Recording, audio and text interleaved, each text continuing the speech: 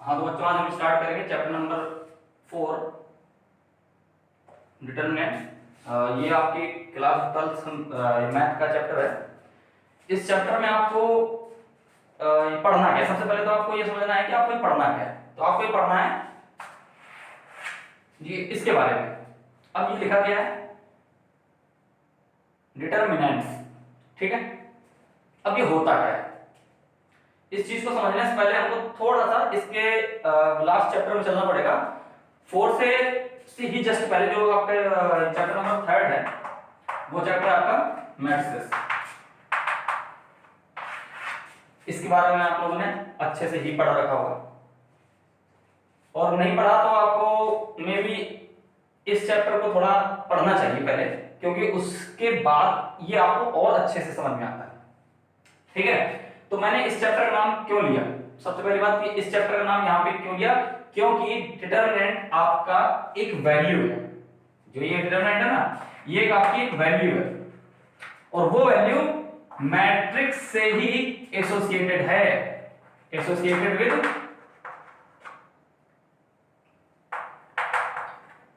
Matrices. यानी कि determinant is a value which is associated with matrices. अब ये कैसे इसके साथ एसोसिएटेड है, क्या है इसका मतलब, इस चीज को जरा समझेंगे हम लोग, ठीक है।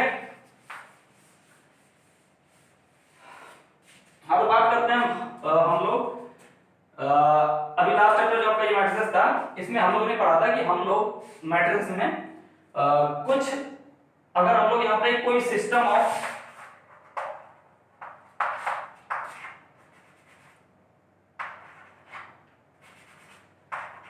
अलजेब्रिक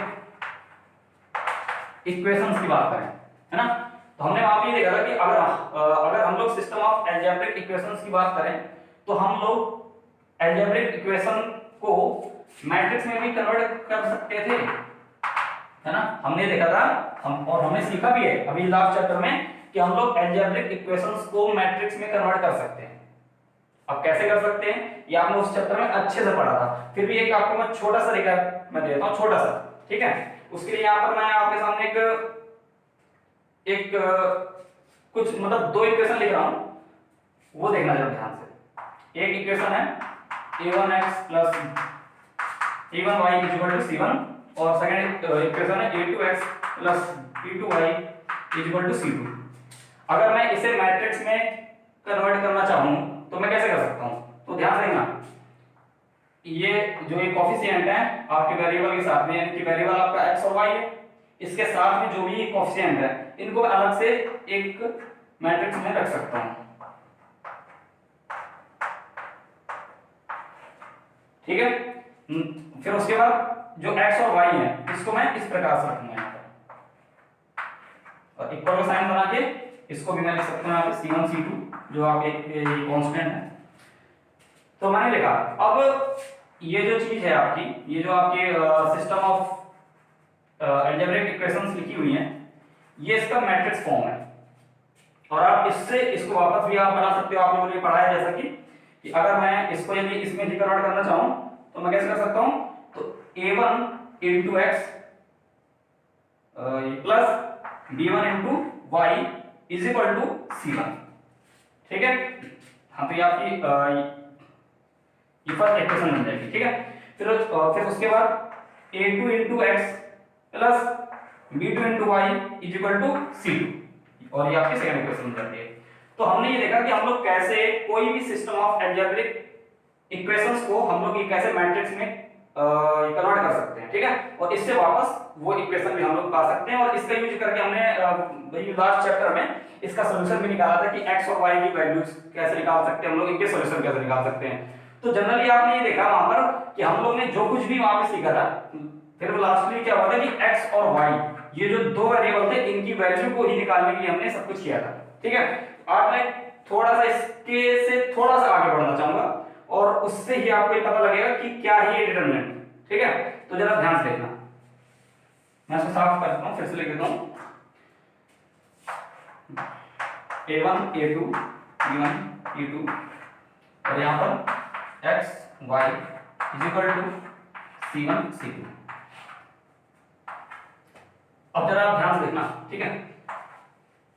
ये जो ये ब्रैकेट बनाता हूं मैं, ये ब्रैकेट ही आपके मैट्रिक्स का सिंबल है एक प्रकार से। इसको ही देख के आपको को पता लगता है कि क्या होता है मैट्रिक्स, कि मतलब क्या आप कैसे पहचान सकते हो कि हाँ ये मैट्रिक्स है, क्योंकि इसमें आपकी कुछ रोज होंगी, कॉलम भी होंगे, और इस टाइप का आपका ये बॉक्स टाइप आपके जो ब्रैकेट्स बनते हैं इससे पता लगता है।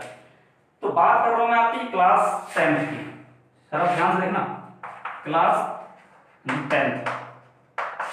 इसमें क्या था, इसमें आपके पास था pair of linear equation in two variables. थोड़ा सा आपको ध्यान में शायद आ रहा हो, तो वहां पर हमारे सामने दो इक्वेशन हुआ करती थी, हम जिसे इस तरह लिखते थे,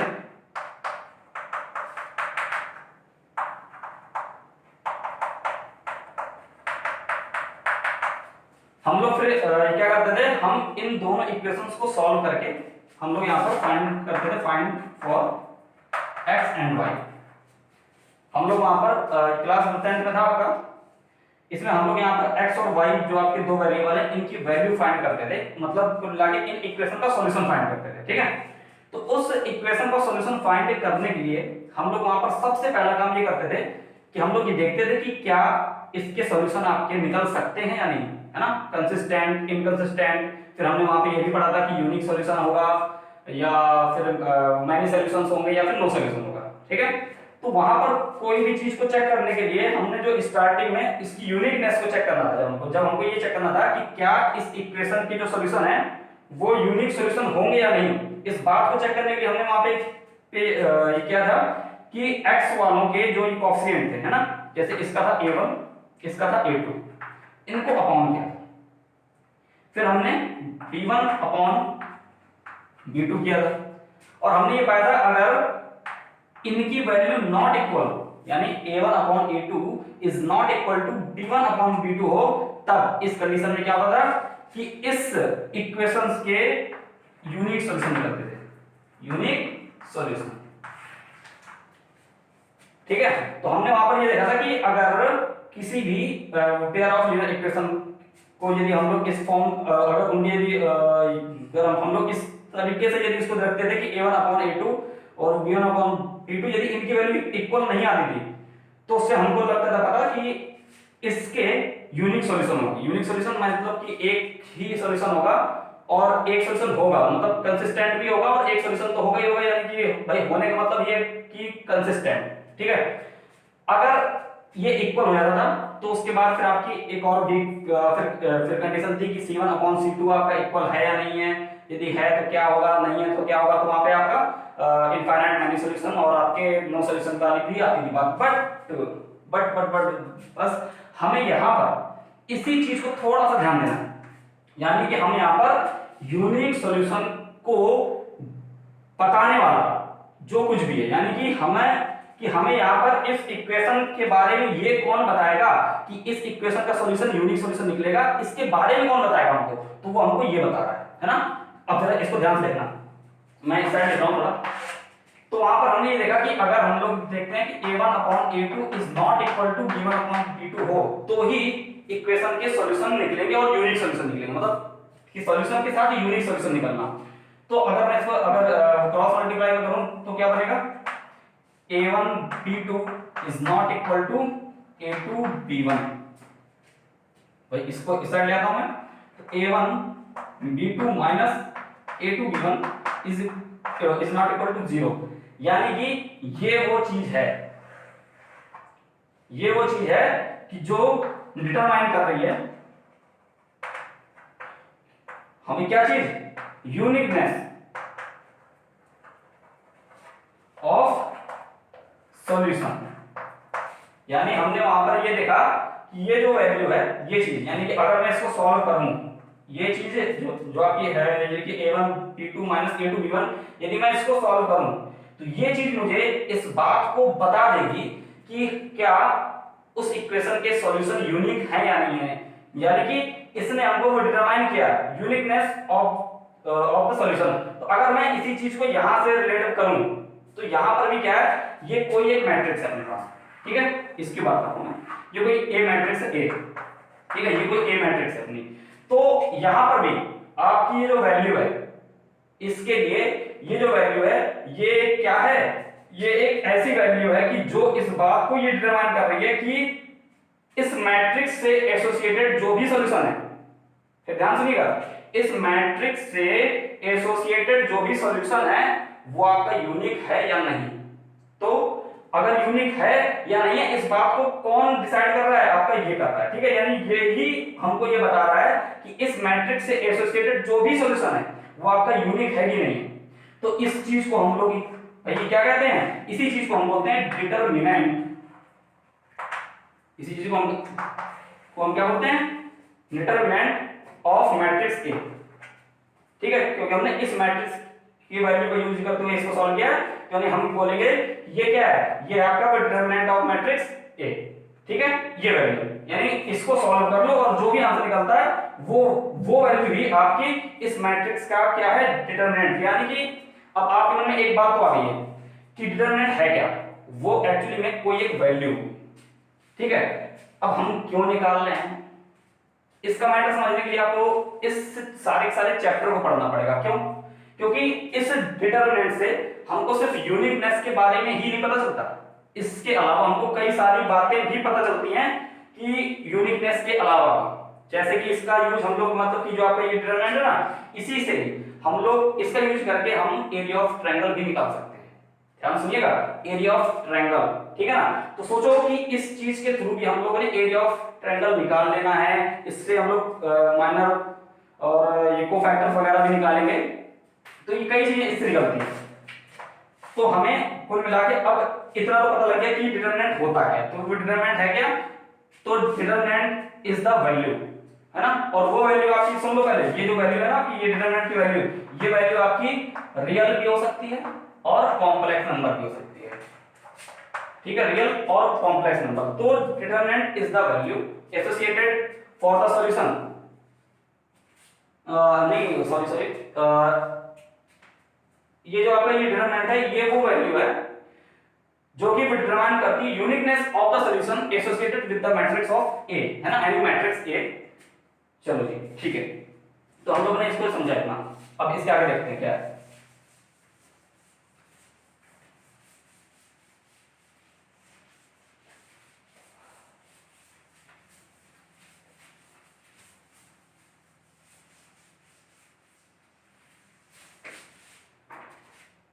तो एक बात तो कंफर्म हो गई आपको कि इतना तो समझ में आ गया होगा आपको कि एक्चुअली में डिटरमिनेंट में हम लोग क्या कर रहे हैं, ठीक है।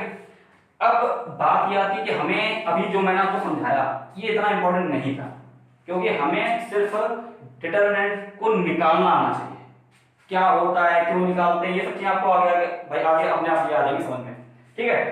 तो ये डिटरमिनेंट जो है इसको निकालते कैसे हैं, अब आपको मैं कुछ एग्जांपल्स के थ्रू भी समझाऊंगा, कुछ इसकी प्रॉपर्टीज भी बताऊंगा, और यहाँ पर हम लोग थोड़ा सा स्टार्टर समझेंगे जो कि आपकी एक्सरसाइज 4.1 के इंट्रोडक्शन वाले पार्ट में आता है, इंट्रो वाले पार्ट में आता है। और इससे आप समझोगे कि एक्सरसाइज 4.1 को हम लोग कैसे सॉल्व कर सकते हैं। तो सबसे पहले मैं आपको एक बात बताना चाहूंगा कि जो हमने वहां पे देखा था A1 P1 A2 B2, है ना, ये थी मैट्रिक्स। इसका जो डिटरमिनेंट निकला था भाई वो क्या था, वो था आपका A1 B2 minus A2 B1, ये था, है ना। और इसकी वैल्यू आपकी 0 के इक्वल नहीं होनी चाहिए थी, तभी आप ये बता रहे थे कि हाँ कि एक कि कोई चीज का भी आपका यूनिक सॉल्यूशन हो सकता है, इस वैल्यू पे ही डिपेंड कर रहा था। अगर वो 0 नहीं है तो ही आपका यूनिकनेस आपको मिलती थी कोई भी मैट्रिक्स से एसोसिएटेड जो भी सॉल्यूशन है उस चीज का, ठीक है। तो देखते हैं, अब बात आती है कि हम लोग इसको निकालते ही कैसे हैं। तो मैं आपको बता दूं कि हम लोग डिटरमिनेंट को जो निकालते हैं, है ना, ये सिर्फ स्क्वायर मैट्रिक्स का ही निकलता है, ये सिर्फ स्क्वायर मैट्रिक्स का ही निकलता है, और कोई भी ऑर्डर की हो। लेकिन आपके सिलेबस के हिसाब से 12th क्लास में आपको सिर्फ 3 ऑर्डर तक का ही पढ़ना है, 3 ऑर्डर, 3 ऑर्डर मतलब 3 ऑर्डर की स्क्वायर मैट्रिक्स। अब छोटी सी बात मैं आपको स्क्वायर मैट्रिक्स के बारे में आपको ये बता देता हूँ क्या है, आपको आती होगी अच्छे से, लेकिन फिर भी एक बार मैं अपने ये तसल्ली के लिए आपको थोड़ा सा बताना चाहूंगा स्क्वायर मैट्रिक्स में होता क्या है। तो आप लोग ने ये देखा कि ये सिंबल किस चीज का, मैट्रिक्स का, ठीक है। इस मैट्रिक्स में आप यहाँ पे क्या लिखते हैं, यहाँ लिखते हो आप m क्रॉस n, है ना, इसको हम लोग m बाई n भी पढ़ते हैं, और एक्चुअली में इसका हम लोग मल्टीप्लाई नहीं करते, हम लोग सिर्फ रीड करते हैं, और m आपका शो करता है क्या, नंबर ऑफ रोज, और ये n क्या शो करता है, नंबर ऑफ कॉलम, ठीक है। तो ये आपका ये बताता है कि भाई जो आपका m है ये बताता है कि नंबर ऑफ रोज कितनी है, n बताता है कि नंबर ऑफ कॉलम कितने हैं। रो आपकी होती हैं ऐसे, यानी कि भाई हॉरिजॉन्टल्स, है ना, हॉरिजॉन्टल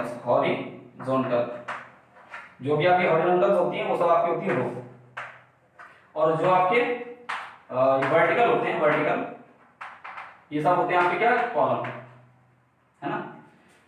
तो ये क्या होते हैं, ये आपके नंबर बताते हैं, यानी कि अगर मैं आपको ये बोलूं कि यहाँ पर अगर आपके पास 2 रोज 2 कॉलम है, यानी कि m और n दोनों के नंबर यदि इक्वल हों तो ऐसी मैट्रिक्स को हम क्या बोलते हैं, ये स्क्वायर मैट्रिक्स है, ठीक है। यानी कि 2/2, 1/1, 3/3 ये सब क्या है, स्क्वायर मैट्रिक्स है। क्यों, क्योंकि number of row equal to है नंबर ऑफ कॉलम के, तो ऐसी मैट्रिक्स को हम बोलते हैं स्क्वायर मैट्रिक्स। हमें यहाँ पर 12th क्लास में सिर्फ 3 ऑर्डर की स्क्वायर मैट्रिक्स के डिटरमिनेंट को सॉल्व करने के सारा कुछ सब कुछ पढ़ना है, ठीक है। तो अब बात आती है कि यहाँ पर हम लोग इसको 3/3 जब होता है ना, यानी कि जब रो और कॉलम सेम होते हैं, तो हम लोग इस तरह ना लिख के भी हम लोग इस तरह लिख सकते हैं कि एक स्क्वायर मैट्रिक्स है ऑफ ऑर्डर n, ठीक है। n क्या है आपका 1 2 या 3 जो भी हो सकता है, आप लिख सकते हैं। तो इस चीज का मतलब भी आपको बहुत अच्छे से मालूम होना चाहिए कि जब मैं स्क्वायर मैट्रिक्स लिखूं ऑफ ऑर्डर n लिख रहा हूं, तो n का मतलब ये दोनों सही है ना, कि दोनों का एक ही नंबर है, ठीक है। और यहाँ जो एलिमेंट होते हैं उनकी भी एक खासियत होती है, अगर मैं यहाँ लिख दूं a b c d e f g h i, और वैसे ये देखेंगे आप तो ये क्या है, ये आपकी 3/3 की मैट्रिक्स है, ये आपकी 3/3 की मैट्रिक्स है जो कि एक स्क्वायर मैट्रिक्स होगी, ठीक है। और आपको पता है कि यहाँ पे जो एलिमेंट होते हैं, यानी a b c d e f लिखा है मैंने, ये आपके एलिमेंट होते हैं, इनको लिखते हैं हम लोग a i j, जो भी आपके एलिमेंट्स होते हैं उनको हम लोग a i j की फॉर्म में लिखते हैं। a i j क्या है भाई, i मतलब है कौन सी रो है, j मतलब है कौन सा कॉलम है, ये आपकी रो और ये कॉलम के लिए ये भी है, बट वो आपको एलिमेंट के बारे में आपको बताता है कि कौन सा नंबर के रो है और कौन सा नंबर का कॉलम है। इस प्रकार से यदि मैं इसको बोलूं तो ये इसके साथ में i j की फॉर्म में क्या आएगा, तो आपको यहाँ पे ध्यान देना कि आपका देखो ये फर्स्ट रो का, हम ध्यान देंगे ना, ये फर्स्ट रो, सेकंड रो, ये थर्ड रो, ये first column, second column, third column, ठीक है। तो ये जो एलिमेंट है आपका, इसका नंबर ये क्या होगा, ये आएगा आपका ये फर्स्ट रो फर्स्ट कॉलम का एलिमेंट, यानी 1 1, और ये क्या है, फर्स्ट रो में सेकंड कॉलम का है एलिमेंट, यानी b12 लिख सकते हैं। ये आपका क्या है, फर्स्ट रो थर्ड कॉलम, अच्छा ये क्या है, थर्ड रो सेकंड कॉलम, यानी कि 2 3, यानी कि सबसे पहले हम इसमें रो लिखते हैं फिर कॉलम लिखते हैं, इसमें ना कोई साइन बनाते हैं, इसके बीच में कोई मल्टीप्लाई इनटू कोई साइन नहीं होता, ठीक है, ध्यान रखना। इस तरह हम लोग कोई भी चीज इसको निकालेंगे तो ये क्या है 3 3, है ना, यानी कि थर्ड और थर्ड कॉलम का। तो ये थोड़ा सा स्क्वायर मैट्रिक्स के बारे में आपको मैंने बता दिया, क्यों बताया था ये भी मैंने आपको बता दिया, क्योंकि स्क्वायर मैट्रिक्स का ही डिटरमिनेंट निकालते हैं हम लोग, ठीक है। तो अब हमने जो ये डिटरमिनेंट सीखा वो तो हमने ये बोल दिया कि ये होता है ना, ये होता है। तो अगर भाई 3/3 मैट्रिक्स है, मतलब कि 3/3 का मतलब मैंने आपको बोला कि एक स्क्वायर मैट्रिक्स जो कि 3 ऑर्डर की है ना। तो अगर मुझे उसका यदि डिटरमिनेंट निकालना है तो मैं कैसे निकालूंगा, तो समझेंगे। सबसे पहले स्टार्ट में करता हूं आपको नंबर 1 से, है ना, यानी कि आपके ऑर्डर 1 की मैट्रिक्स का हम लोग डिटरमिनेंट कैसे निकालते हैं, उसके बाद 2 ऑर्डर की मैट्रिक्स का, उसके बाद 3 ऑर्डर की मैट्रिक्स का। तो सबसे पहले तो मैं आपको एक और चीज बताना चाहूंगा कि हम लोग इसको लिखते कैसे, है ना, सिंबॉलिक फॉर्म में। तो ध्यान सुने, अगर ए कोई मैट्रिक्स है, ठीक है, तो मैंने ए में देखो ये कुछ भी नहीं यहाँ पे साइन बनाया ना, तो मैं यहाँ पर यहाँ लिखूंगा जैसे इस तरह। तो अगर मैं इसको लिख रहा हूँ 1 2 3 4 और ये, तो ये तो साइन आपका जो बन रहा है, यानी कि ये आपकी क्या है, मैट्रिक्स है।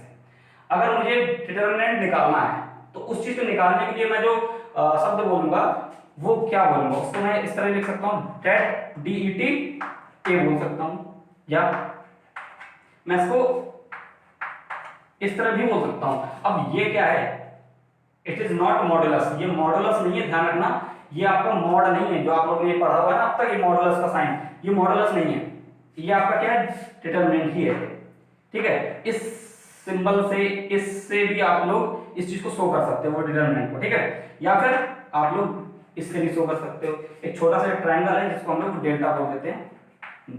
ठीक है, तो इससे के सिंबल से भी आप लोग इसको शो कर सकते हो। तो जब इसको लिखते हैं हम, है ना, तो इस तरह से हम लोग बॉक्स नहीं बनाते, इस तरह से हम लोग बॉक्स नहीं बनाते, इसको लिखने का ये तरीका क्या है, मॉडुलस का साइन, जो कि आपका डिटरमिनेंट है ना, सॉरी वो मॉडुलस नहीं, वो आपका डिटरमिनेंट है, तो वो वाला साइन बनाते हैं आप लोग, है ना, स्ट्रेट लाइन, और उसके अंदर इसको लिख देते हैं, यानी 1 2 3 4। अगर मैं इस तरीके का साइन बनाकर, मतलब एक स्ट्रेट लाइन, दो स्ट्रेट लाइन के बीच में इस मैट्रिक्स के जो भी एलिमेंट्स हैं उनको लिख दूं, तो मतलब ये है कि ये अब आपके पास मैट्रिक्स नहीं है, हम लोग इसका डिटरमिनेंट सॉल्व कर रहे हैं। और उसके लिए सिंबल के लिए आगे हैं इस तरह से, ऐसे यानी कि या तो ये लिख लो, या तो ये कोई भी एक चीज है ना, कोई भी एक चीज आप यहाँ पे शो कर सकते हो, और ये डिटरमिनेंट को निकालने के लिए सिंबॉलिक फॉर्म आप इस तरीके से लिख सकते हो।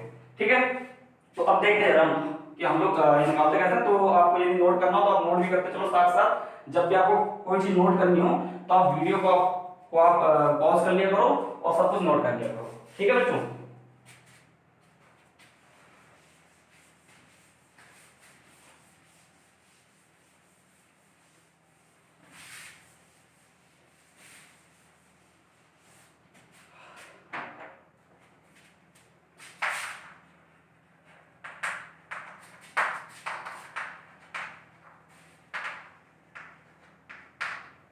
चलो जी ठीक है, स्टार्ट करें।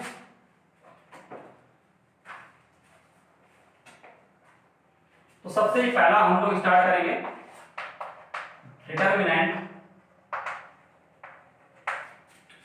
Of a matrix of order 1। सबसे पहले इसको देखते हैं।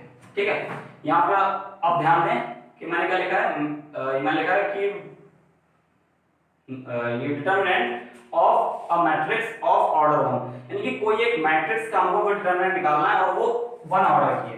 तो 1 ऑर्डर का मतलब, अब मैंने यहाँ पे स्क्वायर वर्ड नहीं लिखा, तो 1 ऑर्डर यानी ऑर्डर 1 का मतलब क्या है, इसमें रो और कॉलम दोनों 1 1 है। ठीक है, तो यानी कि वो आपकी स्क्वायर मैट्रिक्स होगी। तो ध्यान देंगे, यहाँ मैं कोई भी एक एग्जांपल लिख लेता हूँ, जैसे आपकी एनसीईआरटी से ये लिख लेता हूँ मैं। उसने बोला कि ए कोई मैट्रिक्स है, तो मैं यहाँ पे सिंगल ए लिख रहा हूँ और यहाँ पर मैंने लिख दिया कोई भी एक एलिमेंट, है ना। इसका आपका अगर आप ध्यान देखो तो ये आपका एक ही सिंगल एलिमेंट है, अब यानी कि इसके लिए एक ही रो है, एक ही कॉलम है, तो भाई हुई ना ये 1 ऑर्डर की, है ना, 1 × 1 यानी कि 1 1। ठीक है, तो ये आपकी एक ऑर्डर की है, क्योंकि इसमें एक ही रो है और एक ही कॉलम है, तो ये आपकी एक ऑर्डर की आपकी मैट्रिक्स है, जो कि स्क्वायर मैट्रिक्स होगी। ठीक है, तो अगर मुझे इसका मुझे इसका ये भी डिटरमिनेंट निकालना है, तो मैं कैसे लिखूंगा, मैं ऐसे लिखूंगा, ये इसका मतलब क्या हो जाएगा, ये, और इसका आंसर क्या निकल के आएगा, ए निकल के आएगा। यानी अगर मेरे पास कोई एक ऑर्डर की स्क्वायर मैट्रिक्स है, ये अगर मैं इसका वही मैं डिटरमिनेंट निकालना चाहता हूं, तो मैं इस टाइप का ये आपकी 2 स्ट्रेट लाइन है ना, जो कि वर्टिकली है, इस तरीके से लिखूंगा। यानी कि इस सिंबल का मतलब ये कि मुझे ए का वही डिटरमिनेंट निकालना है। ठीक है, तो ये जो मैट्रिक्स है, इसके जो ये बॉक्स बन रहा है ना, ये चीज इसको हटा देता हूं मैं, और इसके अंदर के जो भी एलिमेंट्स है उसको इसी मैट्रिक्स इसी डिटरमिनेंट वाले सिंबल के अंदर रख दूंगा, और इसका आंसर जो निकल के आएगा वो ये निकल के आएगा। यानी अगर 1 ऑर्डर की मैट्रिक्स है तो उसका आंसर भी क्या निकलेगा, वही सिंगल एलिमेंट, बस ये आंसर है आपका, कोई साइन में चेंज नहीं है, कोई कुछ नहीं। ठीक है, ये हो गया आपका फर्स्ट। फिर सेकंड में क्या आपका, determinant of a matrix of order 2। ध्यान देखेंगे, नहीं यही वो चीज है जो हम लोग का एक बेसिक स्टेप है। ठीक है, ध्यान देखेंगे, हमारे पास कोई एक मैट्रिक्स ए है, मैं यहाँ पे एक एग्जांपल के लोग लिख लेता हूँ ए बी सी डी। ठीक है, ये लिख लिया हमने, और आपको ध्यान से दिख रहा है इस मैट्रिक्स में 2 रो हैं और 2 ही कॉलम है, यानी कि इसका ऑर्डर क्या है 2/2, यानी कि इसका ऑर्डर क्या है 2, क्योंकि ये दोनों सेम है तो मैं इसमें आपको 2 ऑर्डर की ही बोल दूंगा। ठीक है, इसमें 2 रो है 2 ही कॉलम है, तो इसके हिसाब से अगर मैं इसका डिटरमिनेंट निकालना चाहूंगा तो वो कैसे निकलेगा, ध्यान देना। तो determinant A equal to determinant of इन सभी को मैं इसके अंदर लिखता हूं पहले, क्योंकि ये इसका सिंबॉलिक रिप्रेजेंटेशन है, ये चीज इस मैट्रिक्स की सिंबॉलिक रिप्रेजेंटेशन है, यानी कि मैं इस A मैट्रिक्स का मैं ये डिटरमिनेंट निकालना चाह रहा हूं, मैंने इस तरह के सिंबल में रख लिया।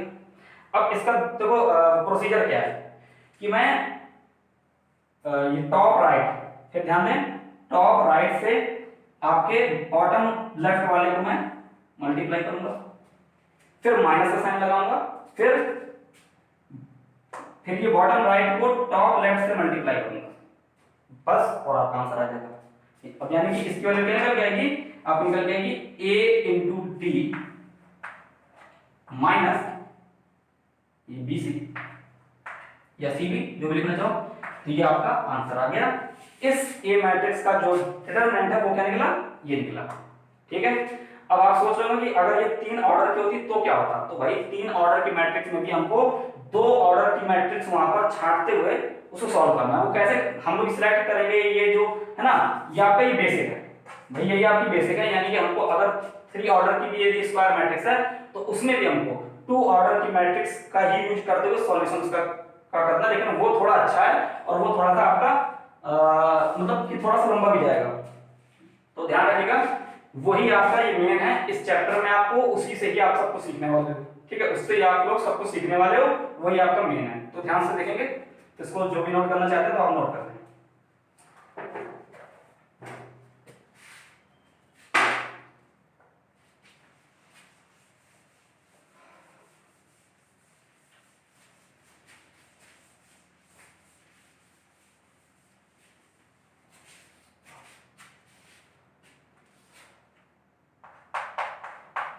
अब स्टार्ट करें हम लोग, मेन चीज आपकी determinant of a matrix of order 3 order की। ठीक है, यदि अपने पास कोई 3 ऑर्डर की यदि मैट्रिक्स है और स्क्वायर मैट्रिक्स, ठीक है, तो वो 3 ऑर्डर का मतलब ये है कि भाई 3 रो और 3 कॉलम, यानी कि वो स्क्वायर मैट्रिक्स होगी। ठीक है, तो उसका हमको अगर भाई कोई डिटरमिनेंट निकालना है तो कैसे निकालते हैं। ठीक है, डिटरमिनेंट निकालना है हमको, ये एक वैल्यू होती है जो कि उसकी यूनिकनेस के बारे में आपको बताती है बस। तो फाइनली आपको 4.1 में सिर्फ यही है कि आपको कुछ चीजों के मतलब कुछ मैट्रिक्स के आपको बस सिंपली उसके बस भाई डिटरमिनेंट ही निकालने पड़ेंगे और कुछ नहीं करना आपको इस चैप्टर में। मतलब इस एक्सरसाइज चैप्टर में तो आपको बहुत कुछ करना है, इस एक्सरसाइज में आपको सिंपली कुछ चीजों का यूज करना है। तो इस मेथड में जो हम लोग यहाँ पे सीखेंगे है ना, इसमें क्या है, इस मेथड में हम लोग एक्सपेंशन मेथड करते हैं, इसमें मतलब एक्सपेंशन मेथड होता है, यानी अभी आप लोग यहाँ पर सिर्फ और सिर्फ ये बेसिक समझ रहे हो। तो ये बेसिक में क्या है कि हम लोग कोई भी 3 ऑर्डर की मैट्रिक्स का यदि हम लोग डिटरमिनेंट निकालते हैं तो हम लोग बाय एक्सपेंशन निकालते हैं। ठीक है, एक्सपेंशन का यूज करते हुए हम लोग उसका वही डिटरमिनेंट निकालते हैं। तो ये कैसे निकालते हैं उसको देखते हैं ध्यान से। अब मैं यहाँ पे आपके सामने मैट्रिक्स का एक एग्जांपल लिख देता हूँ। सपोज ए कोई मैट्रिक्स है आपके पास, A B C D E F G H I, ठीक है, ये कोई एक मैट्रिक्स है, इसमें 3 रोज है और 3 ही कॉलम है, यानी कि आपकी एक स्क्वायर मैट्रिक्स है। ठीक है, अब मुझे इसका वही डिटरमिनेंट निकालना है, तो मैं कैसे निकालूंगा, पहले ध्यान से देखना।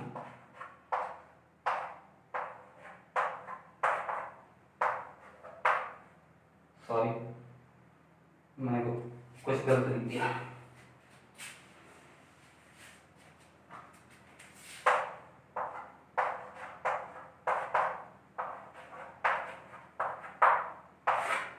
ठीक है, अब ठीक है, तो एक बात ध्यान रखना, यहाँ आपके पास 3 रोज हैं, है ना, 3 रोज हैं और 3 ही कॉलम है।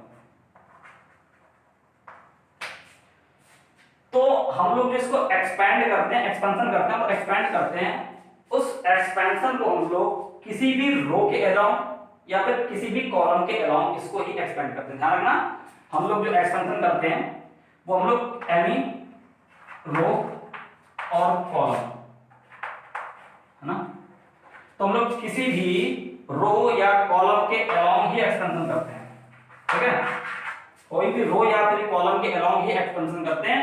तो अगर आपके पास यहाँ पर कितनी रो है, 3 रोज है और 3 कॉलम है, तो यानी हमें इस डिटरमिनेंट को एक्सपेंड करने के आपके पास 6 वेज हैं, 6 रास्ते हैं आपके पास, 6 रास्ते हैं आप जिससे आप इस डिटरमिनेंट को आप एक्सपेंड करो और उसकी वैल्यू निकालो। तो भाई 6 रास्ते मतलब कैसे, यदि आप चाहो तो रो 1 के अलोंग इसको एक्सपेंड कर दो, या रो 2 के अलोंग, या रो 3 के अलोंग, या फिर कॉलम 1 के अलोंग, कॉलम 2 के अलोंग, कॉलम 3 के अलोंग। तो मैं आपको 6 वेज एक साथ ही बता दूंगा कि ताकि जिससे आपको ये पता लग जाए कि अगर हम लोग किसी भी रो या फिर किसी भी कॉलम के अलोंग यदि इसको एक्सपेंड करते हैं तो आंसर में कोई फर्क नहीं पड़ता, ठीक है।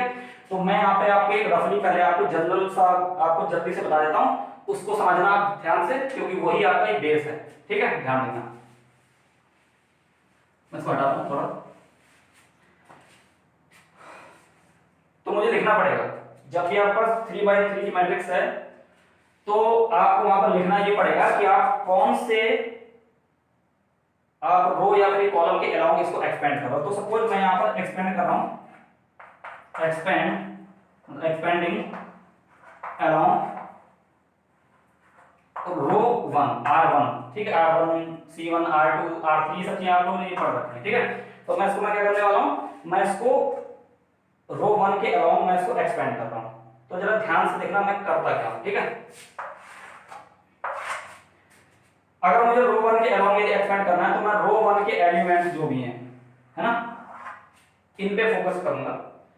रो 1 के एलिमेंट्स में सबसे पहले इस एलिमेंट को लिखूंगा, फिर इसको लिखूंगा, फिर इसको लिखूंगा, और उसी के अकॉर्डिंग मैं सॉल्व करूंगा। तो जरा ध्यान देना जब मैंने इसको भाई अगर एक्सपेंड करना तो सबसे पहले मैंने रो 1 का जो फर्स्ट एलिमेंट है उसको लिया, यानी ए, ठीक है, ए लिया मैंने, ठीक है।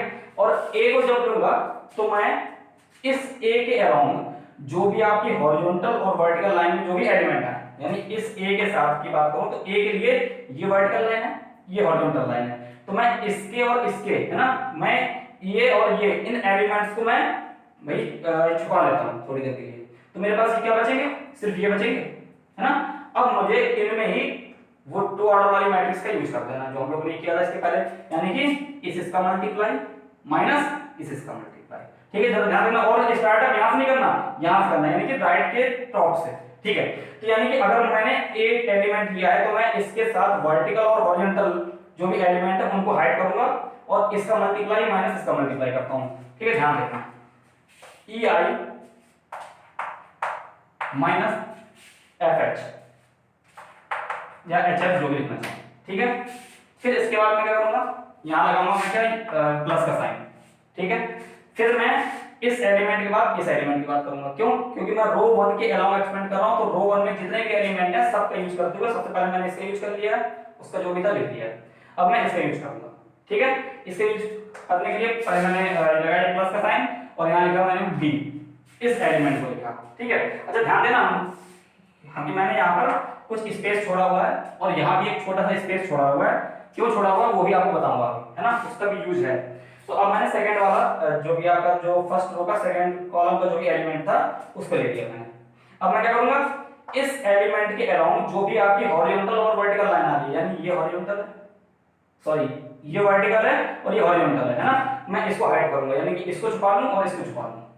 तो मेरे पास अब कौन सा नंबर बचे, ये बचा और ये बचा, है ना भाई, इसको छुपा लेता हूं मैं, तो क्या बचेगा मेरे पास, ये 4, बस इनके लिए सॉल्व कर देना आपको, यानी इसका मल्टीप्लाई माइनस इसका मल्टीप्लाई, ठीक है। जरा ध्यान देना, अब देखा आपने कि मैंने इस वाले एलिमेंट के अलाउंग में जो वर्टिकल और जो हॉरिजॉन्टल लाइन थी उसको हाइड कर देना है, फिर जो एलिमेंट बच गए उनका ही आपस में सॉल्यूशन करना है, जो कि आपको 2 ऑर्डर की मैट्रिक्स के हिसाब से करते थे। इसका मल्टीप्लाई हम करेंगे क्या आएगा आपका, ये bi माइनस इसका मल्टीप्लाई करेंगे तो क्या आएगा CH या HC जो भी लिखता हूं, ठीक है।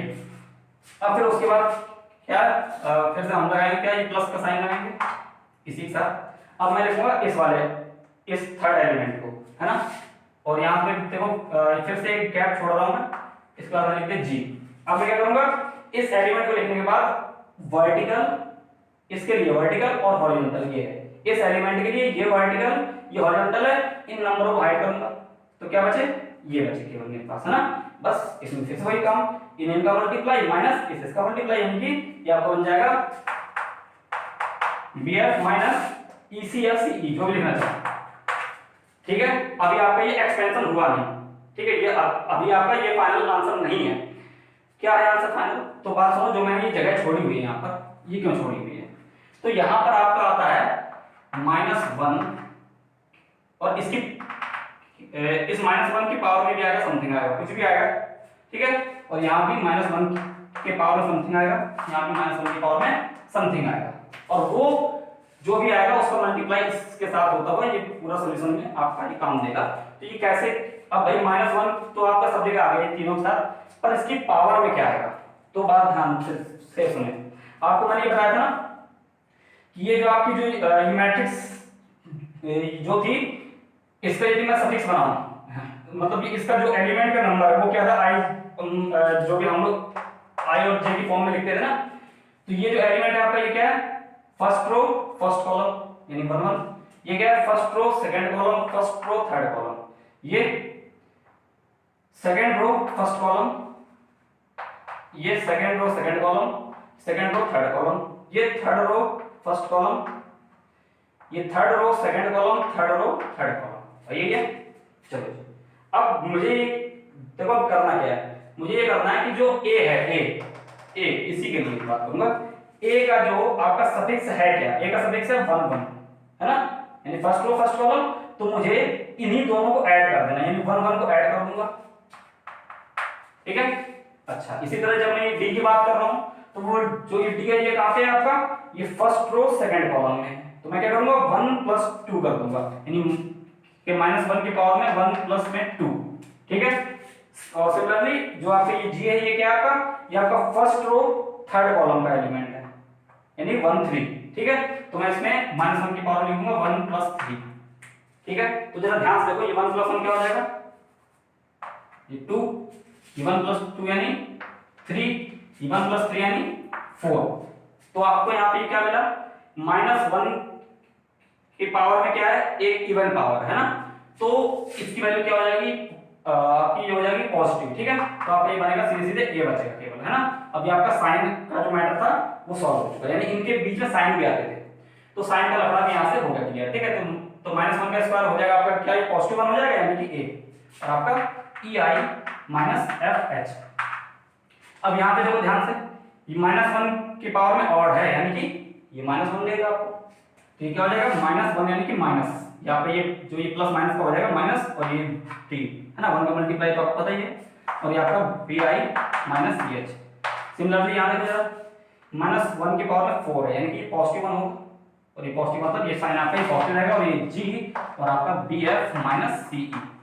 तो ध्यान से देखो, ठीक है। तो आपने इसको देखा तो आपको ये मिलेगा। अब ये आपका फाइनल आंसर हो गया, यानी इसको आप ये बोल सकते हैं कि आपका इस मैट्रिक्स को सॉल्व करने के बाद जो भी आपका वही डिटरमिनेंट आया वो ये आ गया। अब ये कोई भी नंबर होंगे उनको आप सॉल्व कर लोगे और वो आपका भाई आंसर आ जाएगा, ठीक है। अब कुछ लोग के मन में ये आ सकता है कि हमने जब इसको रो 1 के अलोंग एक्सपेंड किया तो ये आंसर आ जाएगा, यदि हम लोग कोई और रो के अलोंग करें या फिर कोई कॉलम के भी अलोंग करें तो क्या ये आंसर आएगा, हाँ यही आंसर आएगा। तो इसको हम चेक कर लेते हैं, हम लोग यहाँ पे कुछ रैंडमली 2 या 3 आपके रो या कॉलम कोई भी आपके उठा के उसके अलोंग एक्सपेंड भी करते हैं और उसको देखते हैं कि ये क्या होगा, ठीक है। हाँ पहले मैं इसको ओपन कर देता हूँ कि ताकि मुझे एक आंसर पता लग जाए, कि ताकि मैं उस आंसर को स्टडी के अराउंड जो भी मैं एक्सपेंड करूंगा उन सबसे मैं फिर इसको मैच कर सकता हूँ, ठीक है। तो जरा ध्यान से देखना, इसका मल्टीप्लाई कर लेता हूँ, AEI माइनस ए का मल्टीप्लाई इसमें होगा AFH, इस माइनस मल्टीप्लिकेशन करेंगे तो माइनस का, चलो ये बी लिख देता हूँ पहले, ये BDI और माइनस का ये प्लस DCH, फिर इसका मल्टीप्लिकेशन करूंगा, ये प्लस का GBF और ये माइनस का GCE, ये आपका आंसर निकला। मैं इसको कोई कहीं ऊपर लिख देता हूँ, हम ताकि मैं इसको मिटा सकूंगा और इसको मैं आंसर को मैं चेक करने के लिए ऊपर लिख देता हूँ कि बाकी जो भी से भी एक्सपेंड करूंगा तो आंसर आपको ये आएगा कि नहीं आएगा। ठीक है, तो देखता हूँ यहाँ लिख देता हूँ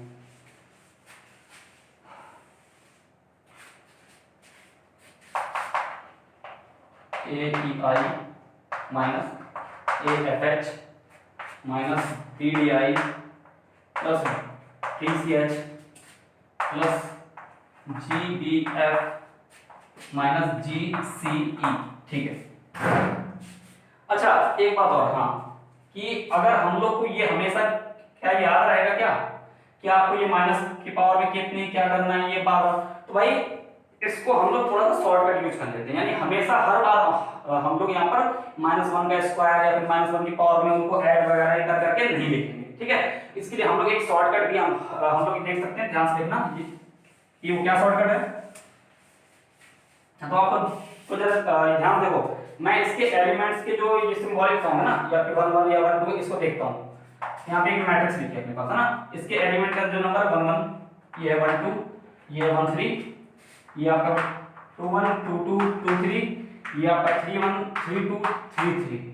ठीक है, चलो इनको यदि मैं ऐड करता हूँ तो 1 + 1 कितना हो जाएगा 2, 1 + 2 हो जाएगा 3, 1 + 3 कितना हो जाएगा 4, ये 2 + 1 3, 2 2 4, 2 3 5, ये 6 हो जाएगा, ये भी 5 हो जाएगा, ये 4 हो जाएगा।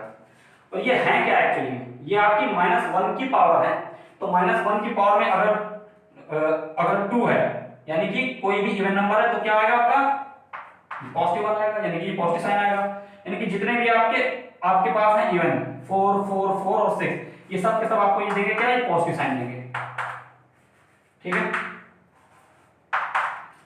और जो भी आपके पास ये भाई जो भी ऑड नंबर्स दिए हैं 3 3 5 5 ये सब आपको ये देंगे क्या, नेगेटिव साइन।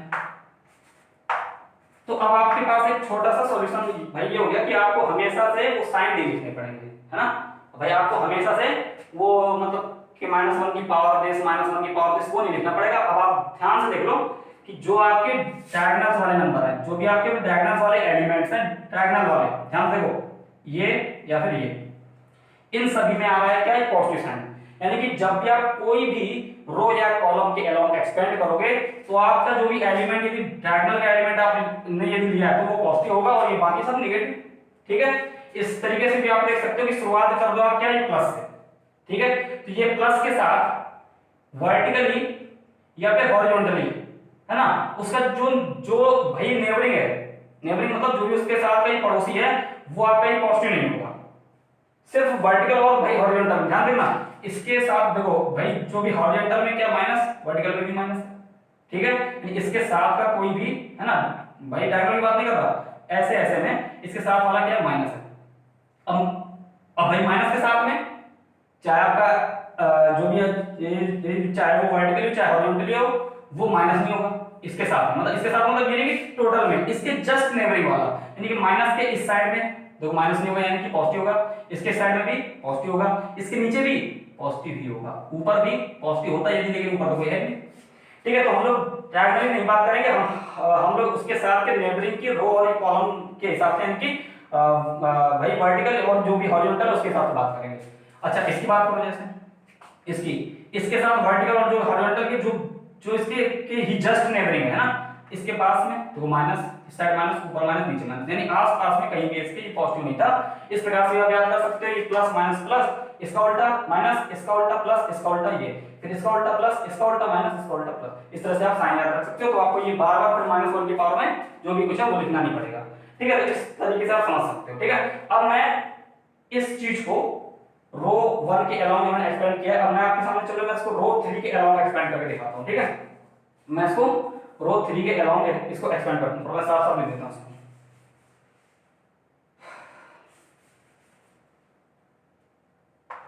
और ये नंबर के जो एलिमेंट के नंबर ये हटा दूं। ठीक है, इसका आप लोगों ने समझ लिया कि क्या यूज था, A B C D E F G H I. ठीक है, इसकी बात कर रहा हूं मैं। अब मैं इसको एक्सपेंड कर रहा हूं अराउंड R3। ठीक है, एक्सपेंड अलोंग R3।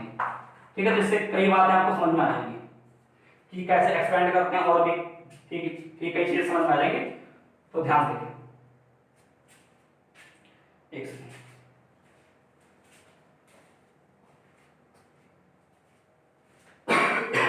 हाँ देखो, तो अब मुझे इस R मतलब इस वाले जो मैट्रिक्स थी ये वाली, इसको मुझे R3 के अलोंग में इसको एक्सपेंड करना है, और एक्सपेंड करके मुझे क्या निकालना है, डिटरमिनेंट निकालना है। तो वो डिटरमिनेंट को निकालने के लिए मैं एक्सपेंशन कर रहा हूं भाई कहां से, R3 से। तो ये कैसे करेंगे ध्यान देना। तो R3 का मतलब ये वाला एलिमेंट, ठीक है, इस एलिमेंट्स में से CFI ये आपकी मेन एलिमेंट है जो कि ब्रैकेट के बाहर रखा करते हैं। अच्छा मैं इसके कोई बता दूं साइन में क्या चलेगा इसका, देखो ध्यान से, ये डायगोनल वाले हैं, ये वाला डायगोनल है ना, ये तो इसका साइन रहेगा पॉजिटिव, इसका साइन रहेगा पॉजिटिव, और ये रहेगा नेगेटिव। ठीक है, ध्यान से देखना। तो मैंने लिखा सी तो आपका पॉजिटिव है। अब सी के लिए मुझे अब क्या करना, सी लिखने के बाद मैं इस सी के अराउंड जो भी आपकी हॉरिजॉन्टल और वर्टिकल चीजें, मैं इसको भाई इसको छुपाता हूं, है ना, यानी ये नंबर गए और ये नंबर भी गए। ठीक है, तो आपके पास ये क्या बचे, ये बचे। तो चलो मैं इसको इस तरह से भी लिख सकता हूं, यहाँ पर इसको है ना, ये देखो जब आप इसको लिखोगे तो आपने इसको और इसको छुपाया, ठीक है, तो आपके पास ये बचा। तो लिख देता हूं इसमें DEGH, है ना, इसको ऐसे लिख सकता हूं, है ना। इसके पहले वाले में आपको मैंने डायरेक्टली इसको मल्टीप्लाई करके दिखा दिया था, तो मैं आपको ये दिखाना चाह रहा हूं कि देखो ये टू ऑर्डर की आपके पास दिख रही है ना, टू ऑर्डर का आपके पास मैट्रिक्स का ये डिटरमिनेंट का रूप है। ठीक है, इसी के बाद आप फिर क्या कर सकते हैं, ये टू ऑर्डर में तो आपको पता है कि ये मल्टीप्लाई करोगे और फिर माइनस इसको करोगे, ऐसे कर सकते हैं। इसको मैंने वहां पे आपको डायरेक्ट बता दिया था, यहाँ पे आप ऐसे देख सकते हो। तो ये दोनों चीज वही है। चलो जी, इसके बाद हम क्या करेंगे, तो F वाले में लेना है। देखो C को ले लिया मैंने, अब मैं लूंगा F को। F का साइन क्या आएगा, आपको माइनस आएगा, तो मैं लगाऊंगा माइनस F। फिर अब देखो F को, देखो F के लिए, अब भाई F के लिए मैंने इस वाले भाई हॉरिजॉन्टल रो को छुपाया और F के साथ वाला एक कॉलम को हाइड कर लिया। तो क्या बचा आपके पास, ये दोनों चीज है ना, ये चीज बची, यानी AB और GH। इसको लिख देता हूं ABGH। ठीक है, नाउ इसकी बात ये है, ये आपका ये क्या साइन होता है इसका, ये पॉजिटिव साइन होता है। ठीक है, ये प्लस का I लिख देता हूं, और इसके लिए क्या होगा, इसके लिए इसके साथ ये वर्टिकल और ये हॉरिजॉन्टल को हाइड करना है, यानी ये चीज आपकी आप छुपाओगे और इसको लिखोगे केवल। ठीक है, ABDE। ठीक है, और इसको सॉल्व करते हैं, तो ये देखना चला क्या आएगा, C और ये ब्रैकेट में ये BH minus GE, BH minus GE minus F, फिर इसको लिखेंगे AH minus GB, AH minus GP, फिर इसको लिखते हैं ये प्लस I, और इसको लिखेंगे तो AE माइनस BD, है ना। ठीक है, तो ये हो गया आपका। ठीक है, लिखते चलो, जो भी लिखना चाहे तो आप लिखते चलिए भाई। एक बार वीडियो में आप जो कुछ भी चलता है उसको समझें, फिर उसके बाद जब भी आपको लिखना हो तो आप पॉज करें और उसको लिख लें। ठीक है, नोट कर लिया करें। चलो जी, अब मैं इसका एक्सपेंशन में करता हूं कि ताकि मैं इसको ये दिखा सकूं कि हाँ इसके टाइप का आंसर है या नहीं है। तो जरा ध्यान दें, C का मल्टीप्लाई मैं अंदर कर रहा हूं, CBH, C का मल्टीप्लाई होगा अपने यहाँ पे CGE, इसका मल्टीप्लाई करूंगा तो माइनस का FAH, फिर माइनस माइनस का देखो प्लस FGB, फिर ये प्लस का IAE और माइनस का IBD,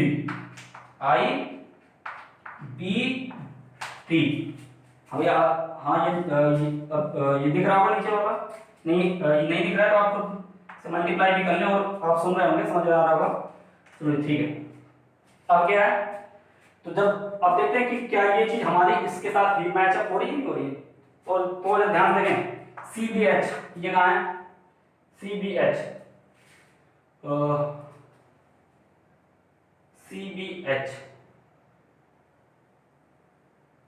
कोई मिस्टेक हो गई क्या, हाँ एक मिस्टेक कर दी मैं, ये DH है ना, ये छोटी मिस्टेक, CDH। ठीक है, CDH कहाँ आपका, ये देखो ये पॉजिटिव, CGE आपका माइनस का CGE, GE, ये देखो माइनस का है ना, वो आपके जो भी आगे पीछे हो सकते हैं वो ठीक है, पर इसी मतलब ये तीनों का ही मल्टीप्लाई है। FAH माइनस में, FAH, FAH माइनस में, ठीक है। फिर क्या है FGB, FGB, FGB, ये देखो ये पॉजिटिव है ना। फिर उसके बाद क्या है, फिर ये पॉजिटिव है IAE, IAE ये पॉजिटिव है। फिर क्या है माइनस में IBD, IBD माइनस, बिल्कुल सही, ठीक है ना। तो आपको ये मैच कर गया। तो आपने देखा कि हम कोई भी रो के अलाउंग एक्सपेंड कर लें, चाहे R1 R3। अब मैं काम करता हूँ, एक आपको मैं कॉलम के अलाउंग भी एक्सपेंड करता हूँ, ठीक है। तो हम लोग यहाँ पर कोई भी कॉलम के अलाउंग एक्सपेंड कर सकते हैं। तो मैं यहाँ पे आपके सामने, चलो मैं जनरली आपको इस वाली कॉलम के अलाउंग ही एक्सपेंड करके दिखाता हूँ, कॉलम 3, ताकि उससे आपको समझ में आ जाएगा कि कैसे एक्सपेंड करता हूँ। और इस चीज को मैंने 2 बार 3 बार कर दिया ना, तो इससे आपको भी खुद निकालना आ जाएगा कि हम लोग कैसे 3 ऑर्डर की मैट्रिक्स का डिटरमिनेंट फाइंड करते हैं। 2 ऑर्डर के लिए सिंपल है, ये 2 ऑर्डर की है तो ये भी 2 ऑर्डर की है, ये मल्टीप्लाई माइनस ये मल्टीप्लाई, बस हो गया आंसर। पर जब 3 ऑर्डर की होती है तो वहां पर हमको कोई भी रो या फिर कॉलम के अलाउंग में एक्सपेंड करना होता है। एक्सपेंड करने के साथ साथ उनके साइन का भी ध्यान रखना होता है। साइन कैसे बनाते हैं वो भी बता दिया आपको। फिर उनको सॉल्यूशन भी हमको कैसे करना है, उसको कैसे सिलेक्ट करना है, रो को हाइड करना है, कॉलम को हाइड करना है, वो भी देखा आपने। अब देखते हैं जरा क्या कॉलम के अलाउंग कैसे एक्सपेंड हो सकता है, इसको देखते हैं।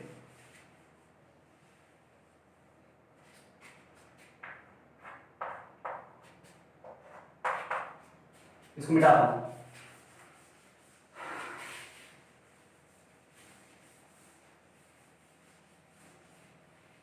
चलो देखते हैं। अब मैं लिखता हूं इसको एक्सपेंडिंग अलोंग कॉलम 3, ठीक है भाई, 3 मतलब कॉलम 3, ठीक है। तो मैं यहाँ पे इसको एक्सपेंड कर रहा हूँ कॉलम 3 के अलाउंग, और क्या करने के लिए, इसका डिटरमिनेंट फाइंड करने के लिए, ठीक है। तो इसको लेना मुझे, यानी इस वाले एलिमेंट को लेना है। तो ध्यान से देखना, पहले इनके साइन देख लो क्या है। आपको पता है कि डायगोनल वाले नंबर होते हैं क्या, ये पॉजिटिव, यानी ये पॉजिटिव होगा, ये पॉजिटिव होगा और ये नेगेटिव होगा, ठीक है जी।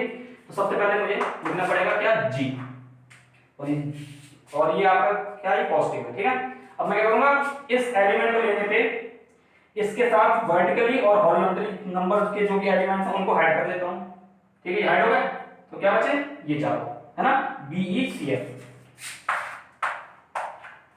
थोड़ा लिख लें, हाँ ठीक है। फिर उसका फिर आपका नेक्स्ट एलिमेंट क्या है, इस कॉलम के अलाउंग एक्सपेंड कर रहा हूं, तो आपका नेक्स्ट एलिमेंट है H, लेकिन साइन कैसा है इसका, माइनस, तो माइनस H।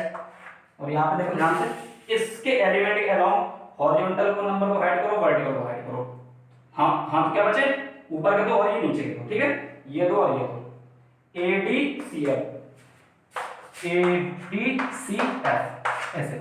नाउ I, और ये आपका कैसा रहेगा, ये पॉजिटिव रहेगा। तो इसके लिए फिर देखो, इसको हाइड करो, इसको हाइड करो, तो क्या बचे, ये चारों, ठीक है। ADBE, ADBE, छोटी सी भी आपकी मिस्टेक है ना, वो आपके आंसर को ही गलत कर सकती है, ध्यान रखना।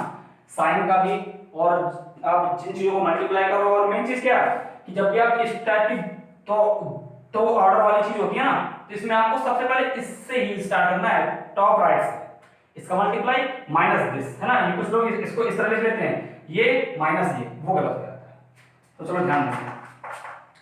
तो यहाँ पर ये G है, आपकी ये हो जाएगा PF माइनस CE, ये आपका माइनस का H है, ये हो जाएगा आपका AF माइनस CD। फिर ये क्या आएगा आपका, ये प्लस I, और ये AE माइनस BD,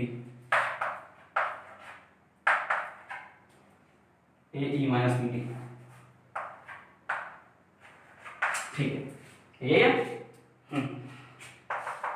तो अब इसका अंदर मल्टीप्लाई करता हूं, तो GBF minus GCE minus HAF plus HCB plus IAE minus IBD। अब मैच करते हैं कि क्या ये वही आंसर है जो हमने स्टार्टिंग में, या फिर जो रो 3 से हमने जो एक्सपेंड किया था उससे, और इसका आंसर क्या सेम आ रहा है कि नहीं आ रहा। वो आंसर हमने यहाँ लिखा हुआ था स्टार्टिंग, ठीक है।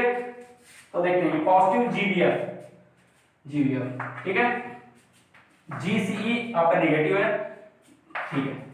HAF जो कि नेगेटिव है, HAF ये नेगेटिव, HCD ये HCD, ठीक है, ये पॉजिटिव था। ये पॉजिटिव क्या आपका IAE आपका ये पॉजिटिव है, IAE ये पॉजिटिव है। उसके बाद में आपका नेगेटिव IBD, ठीक है बच्चों। तो आपने देखा कि आप कोई भी अलाउंग मतलब कोई भी रो या फिर कॉलम के अलाउंग एक्सपेंड करते हो तो आपका आंसर हर बार में सेम ही आ रहा है। तो ये डिटरमिनेंट है क्या? तो वो डिटरमिनेंट एक नंबर है जो कि रियल या कॉम्प्लेक्स कोई भी हो सकता है, उसको निकालने का आपको ये तरीका आना चाहिए। और यहाँ पे हम लोग जो ये पढ़ रहे हैं कल क्लास में, ये हम लोग बस मतलब कि मैक्सिमम 3 ऑर्डर तक की मैट्रिक्स के बारे में ही पढ़ रहे हैं, ठीक है। 3 ऑर्डर की मैट्रिक्स का हम लोग डिटरमिनेंट कैसे निकालते हैं वो देखा आपने, 2 ऑर्डर वाली का देखा और 1 ऑर्डर का भी देखा। साथ साथ ये हमने बताया था कि है क्या। तो डिटरमिनेंट एक आपका नंबर होता है जो कि उस मैट्रिक्स से ही निकल के आता है, एक नंबर होता है जो कि उस मैट्रिक्स से निकल के आता है। और इसका एक्चुअली इसका ओरिजिन था क्या, मैंने आपको बताया था कि लीनियर इक्वेशंस थी, है ना, जो भी अलजेब्रिक इक्वेशन थी उनका मैट्रिक्स में कन्वर्जन किया हमने। और उसके थ्रू हमने ये देखा था कि जो आपकी लीनियर इक्वेशन हुआ करती थी उसमें आपको यूनिक सॉल्यूशन कौन सा नंबर आपको ये डिसाइड कर रहा है कि उसका यूनिक सॉल्यूशन होगा कि नहीं होगा, वो देखा था आपने, है ना। और उसकी वजह से हमको ये पता चलता था कि इस जो भी आपके पास जो भी इक्वेशंस थी उसका सॉल्यूशन यूनिक होगा कि नहीं होगा।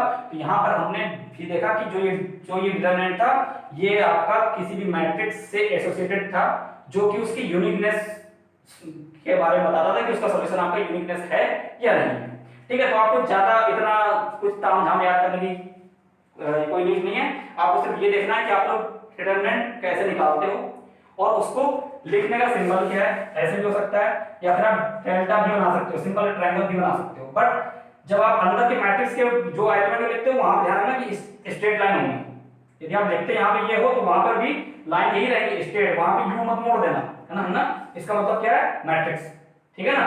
तो अब आगे इसके के बारे में थोड़ा सा और समझते हैं कि किन छोटी सी बातों का मतलब किन छोटी छोटी सी बातों का हमको ध्यान रखना चाहिए कि जो हमारे लिए हेल्पफुल होती हैं इसको सॉल्व करने में, ठीक है।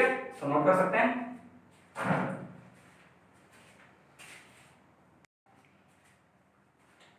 हाँ तो बच्चों अभी आपने समझा कि हम लोग कैसे कोई भी मैट्रिक्स का जो कि स्क्वायर मैट्रिक्स हो और मैक्सिमम 3 ऑर्डर की हो, है ना, उसका हम लोग डिटरमिनेंट कैसे निकालते हैं। जिसमें हमने ये देखा कि अगर 1 ऑर्डर की है तो आसानी से आपको पता है कि वही एलिमेंट जो उसका है वही आंसर है। और यदि 2 ऑर्डर की है तो आपको पता है ना, कि आपने क्रॉस मल्टीप्लाई किया फिर माइनस इसको मल्टीप्लाई कर लिया, वो आंसर हो गया। 3 ऑर्डर वाली मैट्रिक्स में आपको थोड़ा सा मेहनत करनी पड़ेगी, पर क्या आप इतनी लंबी कैलकुलेशन ना करो और फिर भी आपका आंसर निकाला है, क्या ये पॉसिबल है? तो हाँ,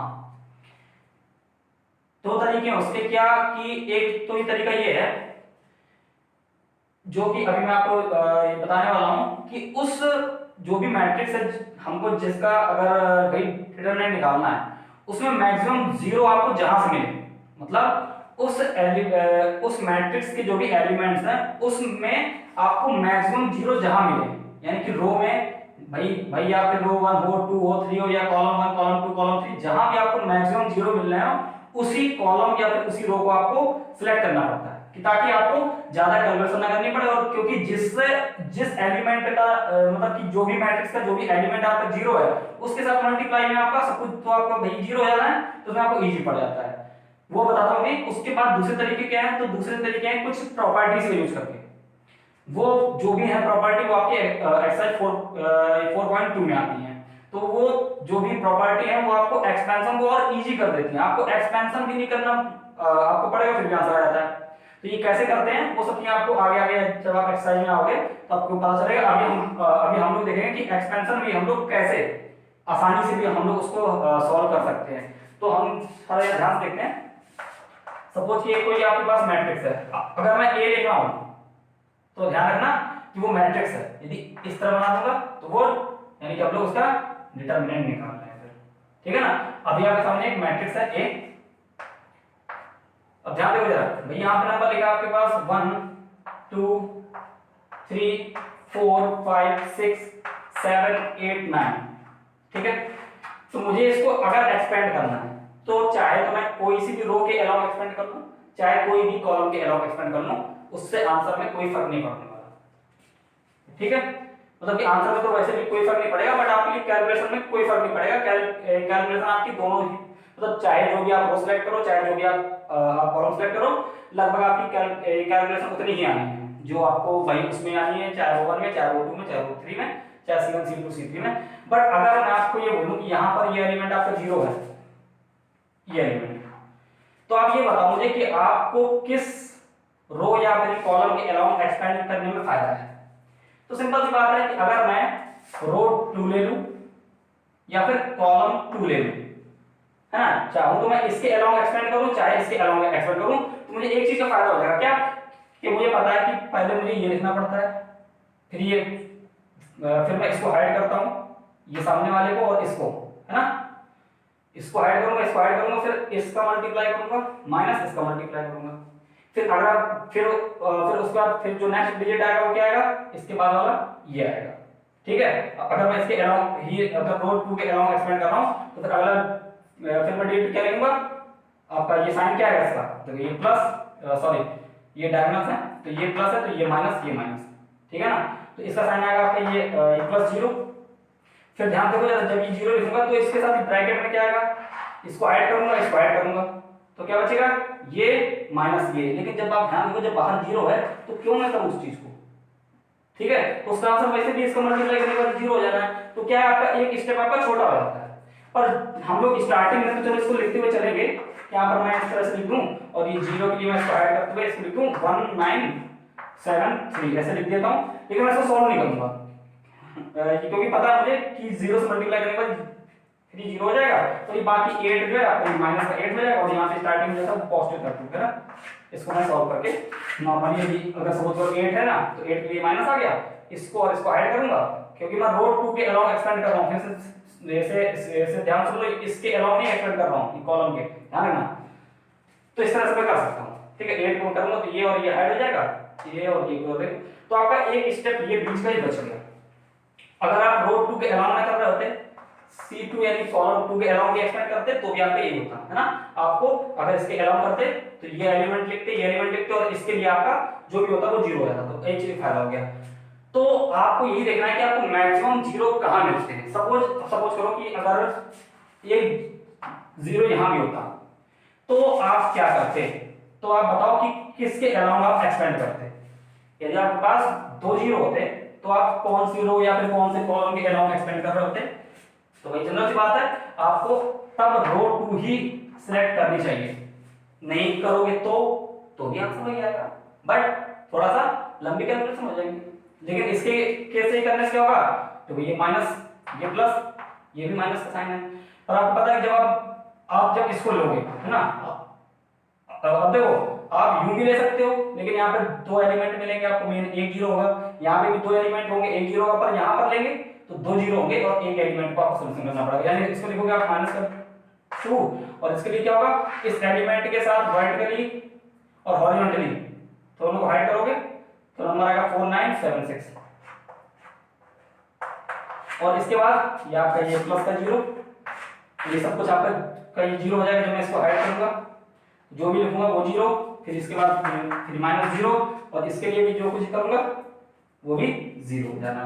तो फाइनली मुझे सिर्फ इसका कैलकुलेशन ही करना पड़ेगा और आपका आंसर आ जाएगा, यानी आपको ज्यादा कैलकुलेशन नहीं करनी पड़ेगी। तो आपको जब भी आप भाई इसको ये बेसिक समझ रहे हो ना, तो आपको यही चीज ध्यान रखना है कि मैक्सिमम 0 कहां से मिले आपको, है ना, जहां से आपको मैक्सिमम 0 मिले उसी से ही आपको एक्सपेंड करने में आपको फायदा है, उसमें कम कैलकुलेशन होगी। ठीक है, इस चीज को थोड़ा सा माइंड में रखते हुए आपको कैलकुलेशन करनी चाहिए। इसके अलावा एक नई बात थोड़ी सी, क्या आप सबने मैट्रिक्स में ही पढ़ा है, क्या पढ़ा है, यदि अपने पास कोई एक मैट्रिक्स ए हो जो कि ऐसी हो 2 2 4 0 और एक कोई मैट्रिक्स आपके पास ये बी मैट्रिक्स है जो कि है 1 2 1 0, ठीक है, कोई ये 2 मैट्रिक्स है, तो अगर मैं इसको लिखूं जिन मैट्रिक्स के बीच में आप ये रिलेशन आप देखोगे तो ध्यान से देखोगे तो ये 2 इसका हाफ 1, ये 2 इसका हाफ 1, ये 4 इसका हाफ 2, ये 0 इसका हाफ, ये 0 हाफ भी 0, तो यानी फाइनली आपने देखा कि ए जो मैट्रिक्स है वो वो आपकी इस मैट्रिक्स की ये डबल है, यानी कि ए क्या है, A matrix is twice of B matrix. ठीक है, अब देखो यहाँ पे मैंने कोई ऐसा लाइन बनाई है ना, यानी कि मैट्रिक्स के लिए, तो यानी ए जो है आपकी मैट्रिक्स है is twice of matrix B. ठीक है ना, ध्यान से। अब क्या मैट्रिक्स ए का अगर मैं भाई डिटरमिनेंट निकालूं तो क्या इसकी वैल्यू 2 ऑफ मैट्रिक्स बी के बराबर होगी क्या, तो नहीं होगी। ध्यान रखना, मैट्रिक्स आपस में अगर ट्वाइस हैं तो उनके डिटरमिनेंट्स की वैल्यू भी ट्वाइस हो ऐसा जरूरी नहीं है ना, वो होंगी नहीं, तो फिर क्या होंगी, यदि ये नहीं होगी तो क्या होंगी। तो बात सुने जरा, हम लोग यहाँ पे ध्यान से निकाल के देखते हैं पहले कि इसका क्या निकल के आता है ना। तो ए डिटरमिनेंट निकालते हैं तो क्या निकलेगा, या आपके देखो भाई 2 ऑर्डर किया ना, तो इसका ऑर्डर कितना है, ऑर्डर इसका 2, ऑर्डर मतलब n। ठीक है, n कितना है इसका 2 है। चलो जी, तो देखते हैं पहले कि भाई ये डिटरमिनेंट ऑफ ए क्या निकलेगा। ठीक है भाई, क्या है डिटरमिनेंट ऑफ ए, ये मॉडुलस नहीं है, फिर से ध्यान से सुनना, ये मॉडुलस नहीं है, ये आपका डिटरमिनेंट का साइन है क्योंकि मैट्रिक्स में लग रहा है। ठीक है ना, तो इसका सॉल्यूशन क्या होगा, 2 0 मल्टीप्लाई 0 माइनस 4 2 जा 8, यानी कितना आया इसका आंसर -8। अच्छा, ये डिटरमिनेंट ऑफ बी क्या निकलेगा। ठीक है, तो आप चाहो तो इसको ही पहले आप इस तरह से लिख सकते हो, या अब आप उनको भाई अगर अच्छे से आता तो आप फिर क्या डायरेक्ट लिख सकते हो। इसकी वैल्यू कितनी होगी, 1 0 मल्टीप्लाई 0 माइनस 2 1 जा 2, यानी कितना आया, ये था -8 और ये कितना आया -2। तो क्या -8 इज इक्वल टू है ट्वाइस ऑफ -2 के। देखो ये आपकी ये है क्या, ये भाई ये डिटरमिनेंट ऑफ ए है, ये है आपका का डिटरमिनेंट ऑफ बी। मैट्रिक्स जो थी वो ट्वाइस थी इनके साथ देखो, पर इनके जो ये भाई ये डिटरमिनेंट निकले हैं वो क्या आपस में क्या ये ट्वाइस है, तो नहीं है भाई, देखो ये ट्वाइस नहीं है, तो फिर क्या रिलेशन है इनके बीच में, तो इनके बीच में क्या रिलेशन है इस चीज को समझते हैं। तो ध्यान देखना इनके बीच में क्या रिलेशन होता है। तो आपको एनसीईआरटी में एक रिमार्क्स में दिया हुआ है, आपको पेज नंबर 107 में दिया हुआ है, क्या दिया हुआ है, इफ एनी मैट्रिक्स है ना, A is equal to K B, यानी अगर कोई A matrix K times of B matrix के हो तो भाई determinant of A is equal to K to the power n times of determinant of B, है ना। फिर सुनिए ध्यान से, अगर A कोई मैट्रिक्स B मैट्रिक्स की K टाइम है तो A मैट्रिक्स का जो डिटरमिनेंट होगा वो B मैट्रिक्स के K to the power of n times होगा। भाई तो यहाँ पे देखते हैं चलो, जो एग्जांपल था हमारा क्या इस बात में कैसे फॉलो हो रहा है अभी, क्योंकि ये एकदम से थ्योरेटिकली वर्जन है और यहाँ पे प्रैक्टिकली वर्जन, तो समझते हैं क्या बोल रहा है। तो ध्यान देखना, तो यहाँ पे n क्या है भाई, n आपका ऑर्डर है, k क्या है, k वही है जो मैट्रिक्स के बीच में अंतर का रिलेशन था, कितने टाइम्स था वो। तो ध्यान से देखिए जरा यहाँ पे, तो अगर मैं आपकी बात करूं कि a के लिए क्या रिलेशन होगा, तो यानी कि आपका डिटरमिनेंट ऑफ a होगा तो वो क्या होगा, तो ये क्या था, इसके लिए ये k था, ये मैट्रिक्स के लिए ये k की वैल्यू थी, है ना। तो ये जो ये मैट्रिक्स थी a वो b की ट्वाइस थी, यानी कि k आपका 2 है, तो जो ये आपका ये भाई डिटरमिनेंट ऑफ a है, ये क्या होगा भाई k की पावर n, भाई k मतलब ये 2 है तो वो 2 की पावर में n, है ना। k मतलब ये था ना, ये 2 आपका ये k था, क्योंकि ये रिलेशन फॉलो नहीं कर रहा था, तो क्या रिलेशन था, तो आपका ये k ये है ना, तो k की पावर में n का मतलब ऑर्डर कितना आपका 2 टाइम्स और ये, है ना। यानी कि a मैट्रिक्स का जो ये भाई जो भी आपका a का ये डिटरमिनेंट आएगा वो 4 टाइम्स होगा भाई b के। तो जब ध्यान से देखो जरा क्या ये है, तो ध्यान से देखा आपने, तो ये क्या आया, ये आपका क्या है, ये -8 है ना। ध्यान देखो, तो ये -8 है ना, तो -8 में कहीं लिखता हूं साइड में, तो ध्यान से देखो यहां से क्या निकला था आपका, ये निकला था आपका -8 और इस साइड क्या था आपका 2। तो ध्यान से देखो जरा, ये था आपका ए मैट्रिक्स, ये थी आपकी बी मैट्रिक्स का डिटरमिनेंट, है ना। ये मैट्रिक्स नहीं थी, ये ए मैट्रिक्स का ये डिटरमिनेंट की वैल्यू है और ये बी मैट्रिक्स के डिटरमिनेंट की वैल्यू है।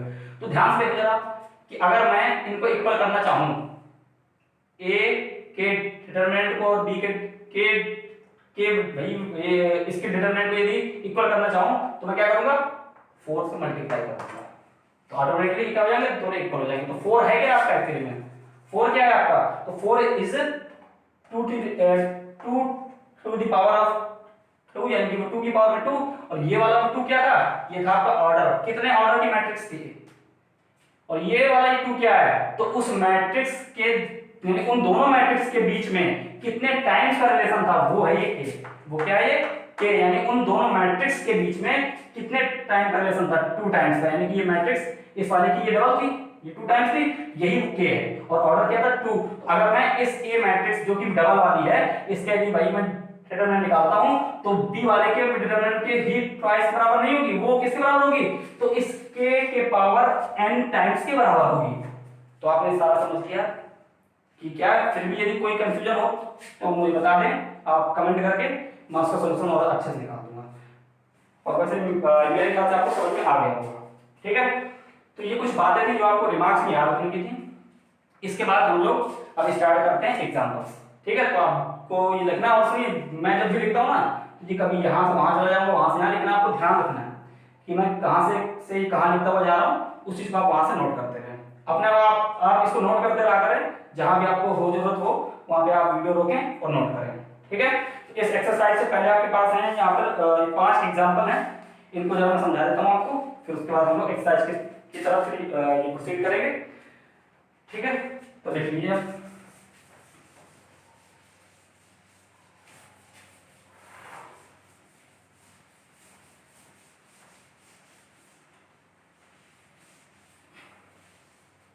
अब क्या है कि ये सब जो इंट्रो मैं आपको बताता हूँ ना, इसका फायदा क्या है, इससे एक तो भाई आपके एग्जाम्पल्स हो या एक्सरसाइज हो, कोई भी सवाल हो आपका सॉल्व हो जाता है ना।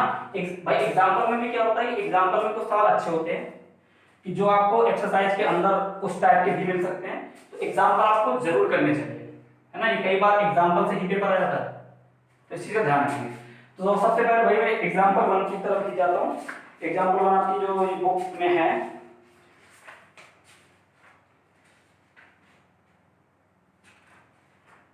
एग्जाम्पल 1 पेज नंबर 104, ठीक है। इसमें एग्जाम्पल 1 क्या है, इसमें लिखा है इवैल्यूएट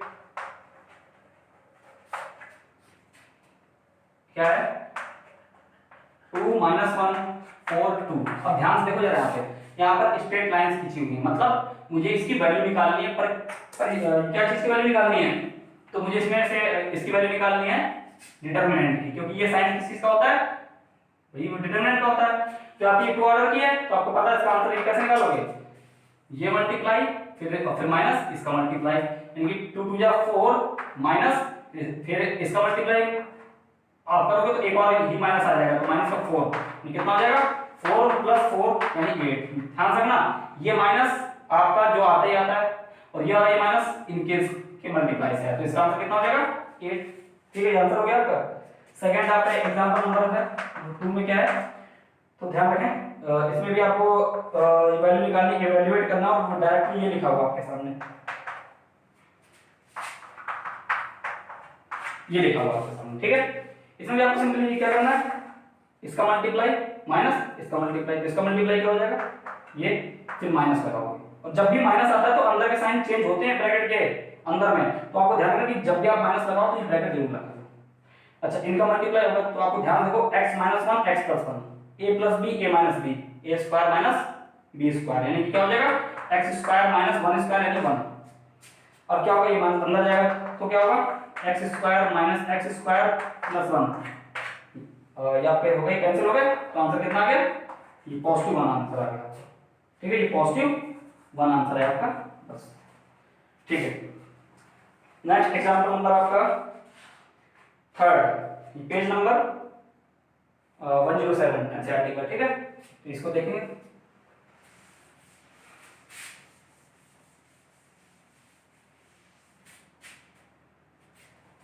एग्जांपल 3, इसमें क्या लिखा है, इसमें लिखा इवैल्यूएट द, इसमें लिखा इवैल्यूएट द डिटरमिनेंट डेल्टा, है ना, ये साइन बना हुआ है। तो यानी आपको पता है कि ये साइन का मतलब क्या है कि आपको इसका भाई डिटरमिनेंट निकालना है, ठीक है।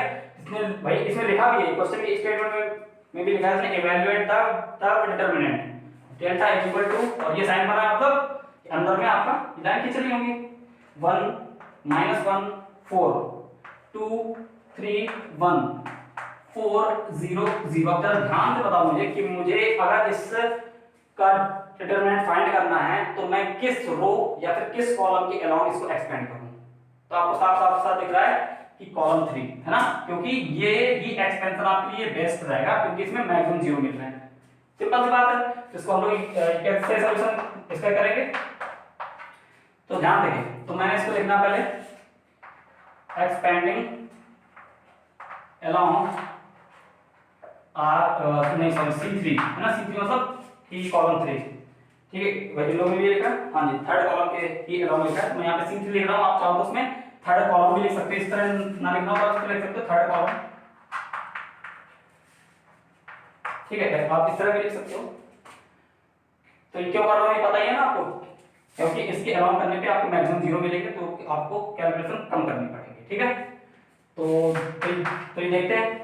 तो इसके अलाउंग करने के लिए मुझे अब सबसे पहले क्या साइन देख लो, साइन। तो ये डायगोनल नंबर के साइन क्या होते हैं, ये पॉजिटिव होते हैं।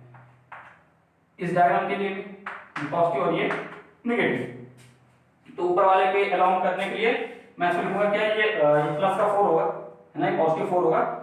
और फिर क्या होगा, इस नंबर को और मतलब कि इस वाले नंबर को और इस वाले नंबर, यानी कि ये जो वर्टिकली है और ये हॉरिजॉन्टली है, इनको आपको हाइड कर लेना है। तो क्या बचेंगे, सिर्फ ये बचेंगे, है ना। इसको लिख लेता हूं -1 4 3 1, ठीक है। नेक्स्ट, अब इस कॉलम के अलोंग ये एक्सपेंड कर रहा हूं, तो ये माइनस का 0। फिर क्या होगा, इस वाले एलिमेंट के लिए तो ये हाइड करो और ये हाइड करो, तो क्या बचेगा, ऊपर का ये नीचे के लिए, है ना, यानी 1 2 4 1, ठीक है। नेक्स्ट, फिर आपने इस एलिमेंट को लिया तो ये प्लस का 0 होगा, और क्या होगा, इसको लिखने के बाद इसको हाइड करो और इसको हाइड करो, तो क्या बचा, ये बचा क्या, 1 2 -1 3। तो आपको पता है कि ये तो आपकी 0 हो जाना है। अच्छा, आप ये बोलो सर ये लिखाई क्यों, जब आपको पता है कि 0 हो जाना है, तो आप एक बार दिखा दो, है ना, क्योंकि क्या अभी आप लोग बेसिक में हो, इसलिए आपको ये दिखा देने से अच्छा रहेगा कि ताकि आप कहीं जल्दीबाजी में आप गलती मत कर देना, है ना। एक्सपर्टनेस जो होती है ना, एक्सपर्टनेस, ये आपको धीरे धीरे आनी चाहिए, एकदम से आ जाएगी तो दिक्कत हो जाएगी, ठीक है। तो अब आप इसके आगे इसको आप भाई भले ही सॉल्व ना करो, पर एक बार यहाँ तक दिखा दो ताकि आपको पता है कि तो ये 0 हो जाने वाला है। तो आपने सिर्फ इसको ले लिया, है ना, तो 4 और इसका मल्टीप्लाई किया तो माइनस, और ये प्लस माइनस, ये -1 प्लस 1 का मल्टीप्लाई करूंगा तो -1, फिर माइनस का साइन आएगा, 4 3 12 -0, क्योंकि ये सारा सारा 0 और ये +0, इस तरह करने से अच्छा है, ठीक है। तो फिर क्या होगा, 4 और मल्टीप्लाई माइनस माइनस का ये प्लस होता है, तो ये 1 3 साइन क्या आएगा, दोनों साइन माइनस है तो माइनस, है ना, ये पता ही होगा आपको, माइनस माइनस का ये प्लस, और कैसे क्या साइन आते हैं, जो नंबर बड़ा होता है उसका साइन आता है, और ये ब्रैकेट के बाहर में कोई साइन नहीं, मतलब मल्टीप्लाई। तो 34 जा 52, प्लस माइनस का माइनस हो गया आंसर। बस इतना सिंपल सा है, बस ऐसे करना है, और कुछ नहीं करना, सिंपल ऐसे, ठीक है। तो इसको अगर आप नोट करना चाहो तो नोट कर लो, ठीक है। चलो बेटा नेक्स्ट देखते हैं।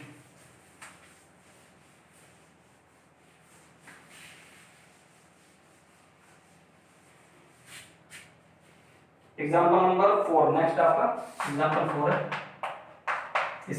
इसमें लिखा है evaluate delta is equal to, यानी कि ये डेल्टा मतलब वो की डिटरमिनेंट निकालना है, ठीक है।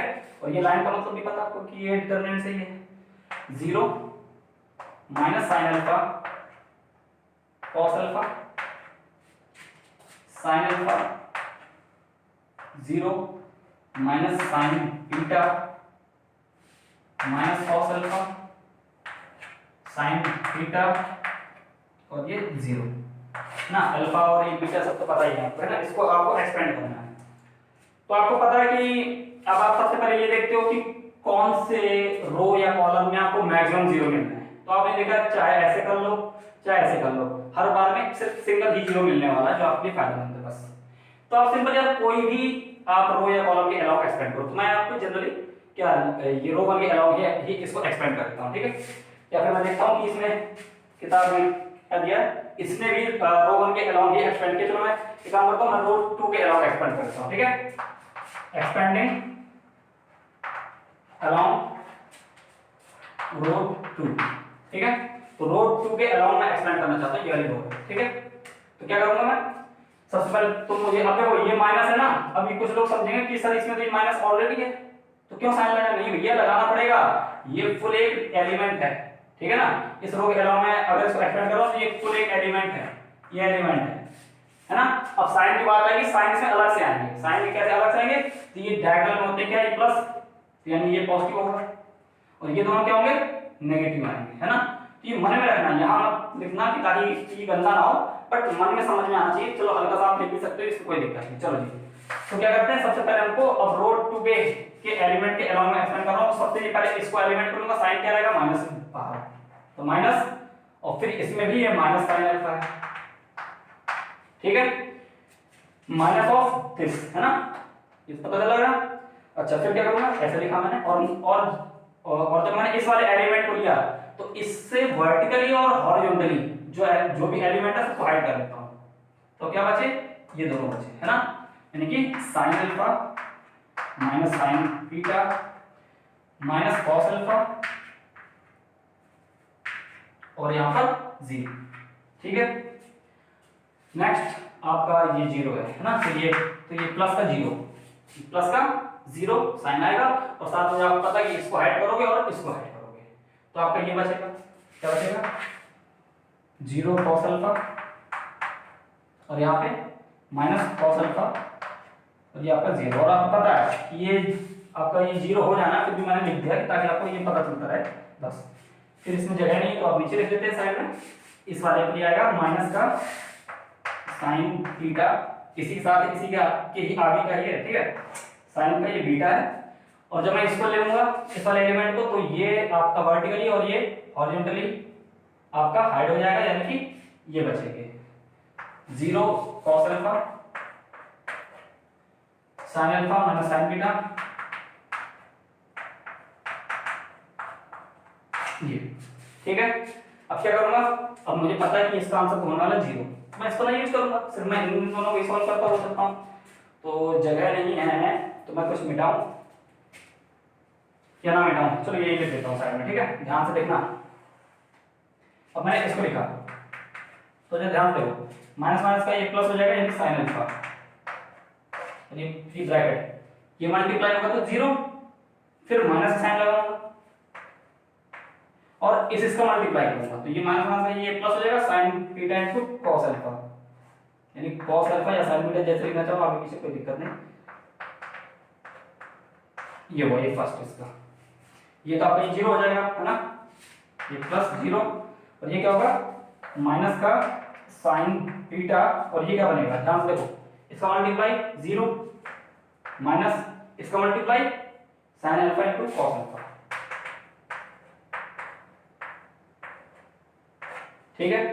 अब क्या करूंगा मैं, इसका अंदर एक्सपेंशन कर देता हूं, इस भाई इसको इसका मल्टीप्लाई अंदर कर देता हूं, इसका मल्टीप्लाई अंदर करता हूं, तो आपको पता है 0 माइनस है तो ये तो आपका खत्म है, यानी कि फाइनली ये मैं चलो इसको पहले इस तरह मैं इसको 0 हटा के लिख देता हूं, इस साइन अल्फा का मल्टीप्लाई करूंगा इसमें minus cos alpha into sine theta, ठीक है, ये 0 कहां गया पता है आपको, 0 माइनस समथिंग यानी कि माइनस है, ठीक है, ये 0 खत्म आपका, ये भी आपका वैसे ही माइनस का साइन थीटा, और यहाँ पे अभी 0 माइनस समथिंग है तो 0 की तो कोई दिक्कत नहीं, तो फिर ये माइनस का आपका ये बचेगा अंदर ब्रैकेट में, माइनस का sine alpha into cos alpha,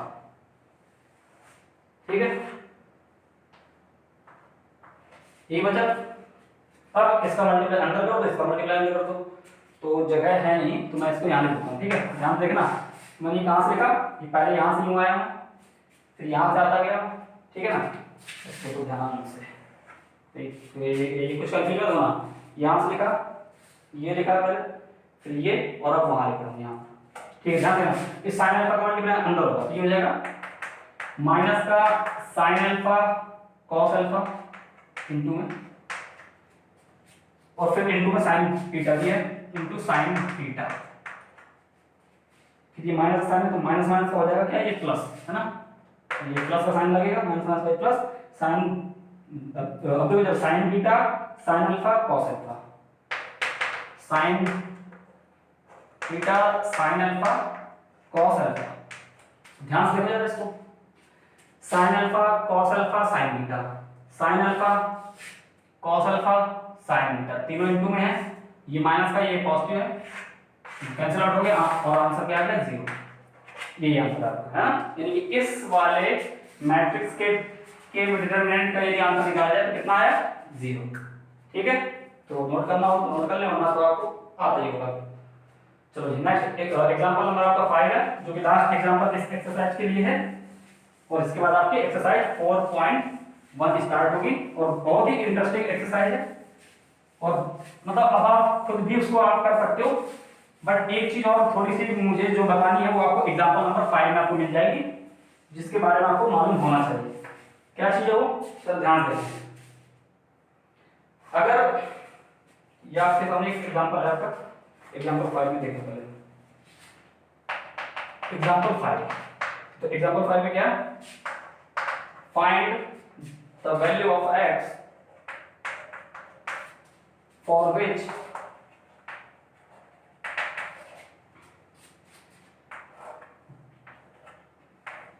determinant of this is equal to a determinant of this, ठीक है 2। हाँ जी, इसमें क्या बोल रहा है, इसमें ये बोल रहा है कि आपको x की वैल्यू फाइंड करनी है, और ये सब कुछ इस प्रकार से है कि अगर आप इस डिटरमिनेंट की वैल्यू देखो और इस डिटरमिनेंट की वैल्यू देखो तो वो आपस में इक्वल है, इसको सॉल्व करोगे तो जो आंसर आएगा इसके साथ सॉल्व करोगे वो दोनों आंसर इक्वल होंगे, तो आपका सिंपल है कि आप चाहें तो इसका आंसर निकाल दें, इसका आंसर निकालो, दोनों को इक्वल कर दें और वहां से x वैल्यू फाइंड कर सकते हैं। ठीक है, अच्छा अगर यही चीज आपकी मैट्रिक्स में होती तो आप क्या करते थे, तो आपको ये पता था कि जो फर्स्ट रो फर्स्ट कॉलम है और फर्स्ट रो फर्स्ट कॉलम ये दोनों आपस में इक्वल होंगे। जब दो इक्वल मैट्रिक्स होती थी तो फर्स्ट रो फर्स्ट कॉलम इसका, फर्स्ट रो फर्स्ट कॉलम का जो एलिमेंट है वो दोनों आपस में इक्वल थे, बट यहाँ ऐसा मत कर देना कि आपको x वैल्यू निकालनी तो आप ये बोल दो कि ये x आपका 2 के बराबर है, ये x आपका 4 के बराबर है। ऐसा नहीं हो सकता, क्यों, क्योंकि जब आप खुद देखो यहीं पे देख लो आप फंस जाओगे, ये x आपका 2 है, ये x आपका 4 है, तो x क्या लोगे, 2 लोगे या 4 लोगे, ये इनका मल्टीप्लाई लोगे, ये इनका क्या आप क्या ये माइनस लोगे, ऐसा नहीं है ना। तो यानी कि आपका मैट्रिक्स की तरह इसमें नहीं होता डिटरमिनेंट में कि आप यदि x वैल्यू निकालेंगे तो आप ये इसको इसके बराबर कर दो या फिर इसको इसके बराबर कर दो, नहीं, इसमें आपको हमेशा आपको जब भी आपको कोई भी इक्वालिटी की वैल्यू जब आपको दी जाए या कुछ भी दिया जाए आपको उसको सॉल्व ही करना पड़ेगा, सॉल्व करके ही फिर वो आप उसको इक्वल रखोगे और इस प्रकार से आंसर पाओगे। ये लास्ट बात थी इस एक्सरसाइज के लिए, ठीक है, तो जरा ध्यान से। तो मैं इसको सॉल्व करता हूं, तो इसको सॉल्व करूंगा तो क्या आएगा 3 × 3 माइनस x²। इस भाई स्टार्टिंग यहीं से करते हैं है ना, टॉप राइट से, फिर क्या इक्वल साइन है, क्योंकि खुद बोल रहा है क्वेश्चन की स्टेटमेंट ही यही है कि इस वाले में जो भी भाई ये वाला जो आपका ये क्या ये डिटरमिनेंट है उसकी वैल्यू इक्वल है इस वाले के साथ, इस वाले डिटरमिनेंट के साथ, तो आप दोनों के डिटरमिनेंट को सॉल्व करो इक्वल तो आंसर पाओ। 3 × 1 = 3 माइनस 4 × 2 = 8, 3 से 3 कैंसिल हो गया, ये माइनस का x² और माइनस का 8 यानी x² = 8, x = हाँ भाई प्लस माइनस √8 यानी कि प्लस माइनस 2√2 है ना, 8 के फैक्टर निकाल के ये आपका आंसर है, ठीक है। हाँ तो बेटा आज के लिए इतना ही, इसके बाद आपको 4.1 एक्सरसाइज को मैं आपको समझाऊंगा। बस एक छोटी सी रिक्वेस्ट क्या है कि देखो मेरी वीडियो थोड़ी सी भाई मतलब लास्ट टाइमिंग की होती है, क्योंकि मैं हर एक छोटी सी बात को आपको समझाना चाहता हूँ, और इन वीडियोस को देखने के बाद आपको शायद ही कोई टीचर की या कोई स्कूल या फिर ट्यूशन के टीचर की आपको शायद ही कोई नीड पड़े, है ना। फिर भी अगर आपको समस्या आ रही है तो आप चाहो तो अपने टीचरों से संपर्क करो या फिर आप मुझे भी आप कमेंट करो, तो मैं आपको उसमें आपको रिप्लाई दूंगा, ठीक है। Okay, thank you.